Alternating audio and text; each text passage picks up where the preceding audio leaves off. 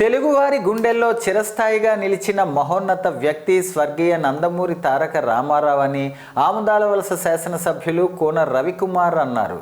తెలుగు ప్రజల ఆత్మీయతను పంచుకున్న తెలుగువారి ఆత్మబంధువు కీర్తిశేషులు శ్రీ నందమూరి తారక రామారావు 29వ వర్ధంతి సందర్భంగా ఆ మహానీయుని ఆశయ సాధనకు పునరంకితమవుతూ ఆ మానవతావాది దివ్య స్మృతికి ఘన నివాళులర్పించారు. ఈ కార్యక్రమంలో Janasena party Amudalavalasa incharge Pedada Rammohan, BJP incharge Pedada Surapanaidu, మాజీ MLC Peerukatla Viswaprasad, Kalinga corporation state director Tammineni Chandrasekhar, కూటమి ముఖ్య నేతలు, కార్యకర్తలు అధిక సంఖ్యలో పాల్గొన్నారు.